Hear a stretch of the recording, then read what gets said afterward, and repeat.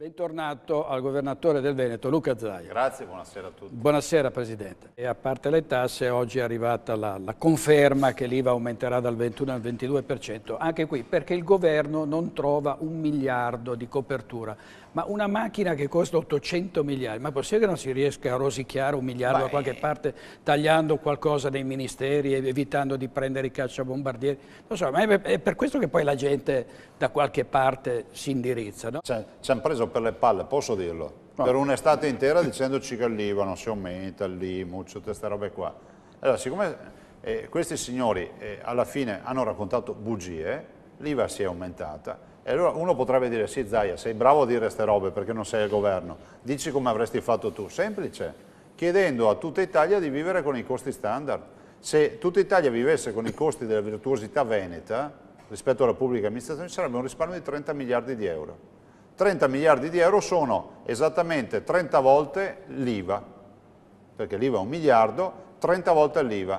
L'IMU è 4 miliardi, quindi anche i 4 miliardi, allora se noi pagavamo il punto di IVA, io avrei fatti 2 a questo punto, 1 miliardo di un punto, 1 miliardo di un altro punto sono 2 punti, 4 miliardi di IMU, siamo a 6 miliardi, ci restano ancora in saccoccia, direttore, 24 miliardi, che sono una cifra paurosa, semplicemente chiedendo all'Italia intera di vivere in maniera civile e virtuosa. Cioè, ad esempio, io faccio sempre un esempio perché renda l'idea, pasto in ospedale da noi 6,5 euro, al sud, ce lo dice il Ministero, si arriva anche a 60-80 euro un pasto in ospedale.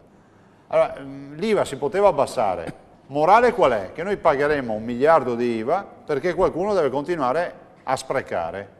E questa è la morale di questo racconto che ho fatto. L'altro ieri è arrivato a Padova e poi se n'è andato Guglielmo Epifani, segretario del Partito Democratico, che ha detto più volte è ora di riprenderci il Veneto. Secondo lei è una chimera, è un sogno, è possibile che ci sia un sorpasso dopo insomma, le vittorie in vari comuni dei sindaci di comuni importanti?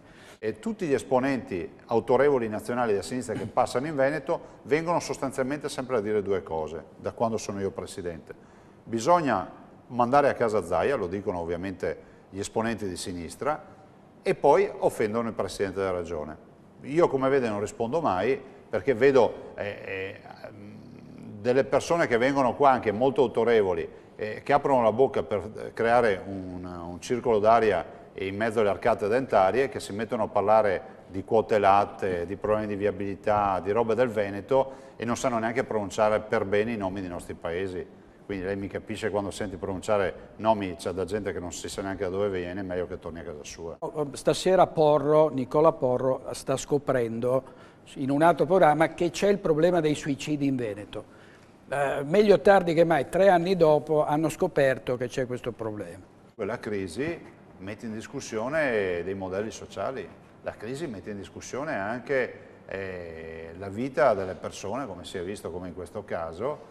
La crisi in un contesto come il nostro, magari varrebbe la pena dirlo a livello nazionale, è diversa. La nostra non è una crisi che poi si traduce in burocrazia, in consegna dei libri in tribunale, in scartoffie, in curatori fallimentari, in concordati. Da noi l'80% delle aziende ha meno di 15 dipendenti, il che significa che la crisi significa dire ai tuoi lavoratori, pochi lavoratori che hai come in questo caso, che magari saranno degli amici d'infanzia, dei vicini di casa, dei parenti, e magari sei padrino del figlio di qualcuno o lui è padrino dei tuoi figli e con i quali hai condiviso una sfida che è durata una vita, devi dirgli non ho più da darti da mangiare, sapendo che fuori non c'è lavoro.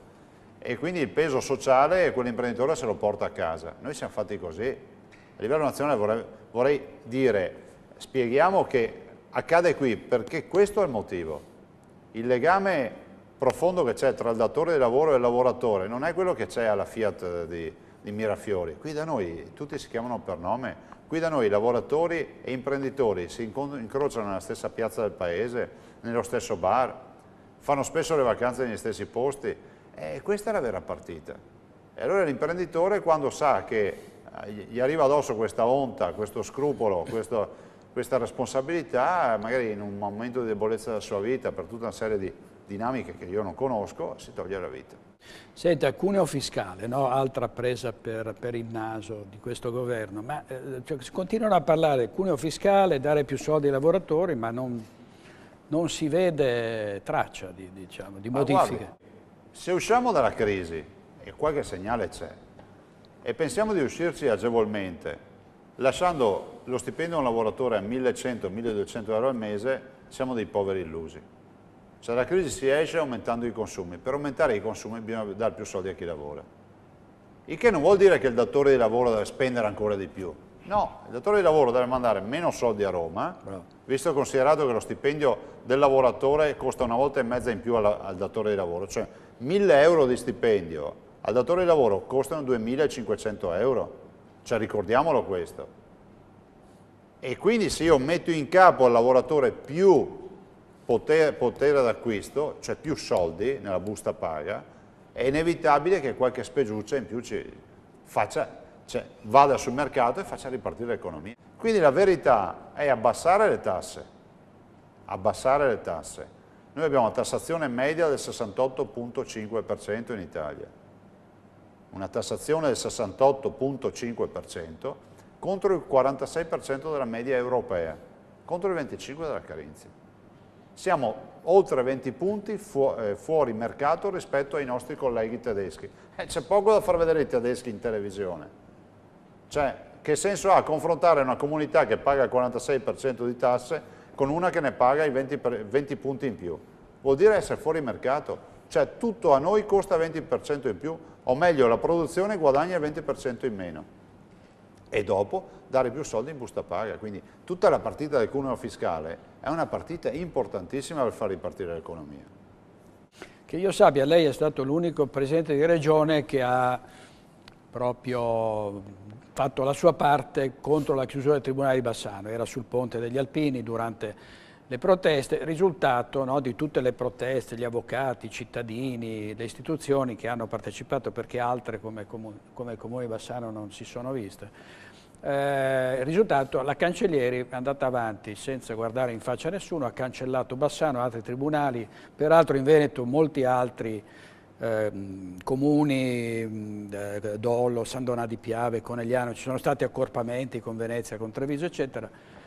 C'è ancora una speranza, pare che vengano recuperati 8 comuni, c'è ancora uno spiraglio? Io ho parlato col ministro Cancellieri e il ministro Cancellieri mi aveva anticipato la volontà di comunque dar vita a una corsia preferenziale a questi 8 tribunali, e Bassano c'è. Vorrei ricordare che Bassano è un tribunale che ci è costato circa 12 milioni di euro, è nuovo, mancano ancora le scrivanie, è un tribunale efficientissimo, 7 anni e mezzo di causa civile in Veneto, 2 anni e mezzo a Bassano, è un tribunale che fra l'altro insiste non su un'economia debole, inesistente, ma su uno dei distretti industriali più importanti del Veneto. Allora, qualcuno a Roma mi ha detto, ma noi abbiamo privilegiato, è vero, anche piccolissimi tribunali, ma nelle zone dove c'è infiltrazione mafiosa. Cioè, a me risulta che i delinquenti vanno dove ci sono i soldi, non dove ci sono i pecorai, no? E abbiamo problemi di infiltrazione malavitosa. Certo. La cronaca ce lo dice tutti i giorni.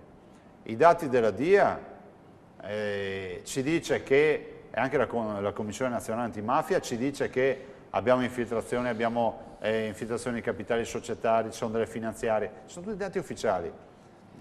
Dio, non avremo il boss di turno che controlla e c'è la famiglia che controlla Bassano piuttosto che altre parti, però i colletti bianchi delinquenti li conosciamo anche noi, sappiamo come funziona, ce lo dicono le autorità, quelle preposte a vigilare, per cui non si capisce perché su Bassano c'è stata sta scure, proprio poi peraltro gratuita, me lo lasci dire, cioè gratuita, cioè Veneto paga 18 miliardi di tasse all'anno, cioè non è che stanno spendendo i soldi di qualcun altro, cioè sono nostri. Parliamo dei sindaci, noi come lei sa ne ospitiamo tantissimi qui a Focus e il ritornello è sempre quello, patto di stabilità, poche risorse, tesoreria a Roma, siamo sul lastrico, non sappiamo come fare, proprio l'ordinaria amministrazione. Di noi abbiamo 1 miliardo e 312 milioni, se non ricordo male, o 300 milioni bloccati a Roma dal patto di stabilità. Abbiamo assistito alla più gran farsa nazionale, cioè noi abbiamo questi soldi bloccati, che sono soldi nostri, che potremmo utilizzare per pagare i conti delle imprese che hanno lavorato per la regione, o fornito servizi, o fatto qualche opera, e Roma ci dice no, il patto di stabilità, tu non puoi toccare questi soldi per tutta un'ottica di bilancio nazionale che deve essere sempre in pareggio. Quindi noi paghiamo per il sud e per tutte quelle comunità che sono in disavanzo. Poi Roma però ci dice, siccome i conti bisogna pagarli, te li presto io i soldi.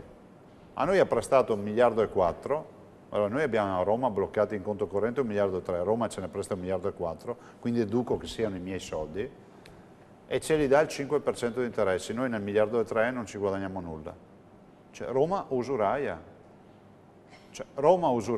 cioè il governo usuraio, perché non esiste che tu mi trattieni, mi blocchi i miei soldi, mi presti poi con tutto un sotterfugio l'esatta cifra che io ho lì bloccata e mi chiedi il 5% di interessi. Non esiste. Noi l'abbiamo fatto perché? Perché abbiamo voluto pagare 1,4 miliardi di conti ai veneti, che poi arrivano anche le microimprese che sono subappaltatrici, abbiamo già liquidato i primi 700 milioni, entro giugno del prossimo anno liquideremo anche gli altri 700 quando ce li daranno, e dico che è tragica questa vicenda, quindi il patto di stabilità è la più grande porcheria che in questo paese si sia inventata. Secondo lei c'è una comunicazione adeguata? Cioè, i cittadini, lei diceva, vogliono sapere, quelli che sono venuti a Vicenza, vi chiedevano fateci sapere, comunicateci, cioè c'è un'informazione adeguata alle richieste di una comunità, sui chiarimenti, le posizioni? No, informazioni adeguate no, perché poi Dio televisore poi governa molto bene tutte queste partite, no? E io dico sempre ai cittadini, perché quando tu vedi persone troppo presenti in televisione devi sempre chiederti cosa fanno tutto il giorno, ad esempio, no? Perché se vedi uno, c'è come la pallina del flipper che è sempre in giro per l'Italia, dici ma scusa, ma a casa tua c'è qualcosa, farai qualcosa a casa, no? Lo dico perché aiuta i cittadini a cominciare a fare un'analisi, no? Quando tu vedi uno in un salotto buono nazionale, sai che questo si è preso l'aereo, si è fissato una camera in albergo, andrà a fare la trasmissione, si rialza il mattino, riprende il taxi, paga il conto. Cioè, invece noi siamo portati a guardare quell'istante, e quell'istante non capiamo che è collegato in un sistema, ma se capiamo che c'è un collegamento in un sistema, capiamo anche che le cose poi non sono tutte così semplici. Lo dico perché? Dico perché è fondamentale che anche noi cittadini cominciamo anche a porci un po' più in discussione, no? Ormai il mondo della comunicazione ci dà un predigerito, il fast food è roba vecchia, adesso c'è già il predigerito, sono già gli enzimi, il bollo alimentare, arriviamo a quella schifezza lì, no? E uno non sa neanche più che ragioni perché ti dicono già come sono le robe, invece forse vale la pena di mettere in discussione. Allora facciamolo come esercizio, uno ascolta le mie dichiarazioni, mettetele tutte in discussione e verificatele. Come? Sentendo qualcun altro, scrivendomi, telefonando, io ricevo i cittadini. Se impariamo a mettere in discussione quello che ci sentiamo dire, forse si cresce anche di più tutti assieme, no?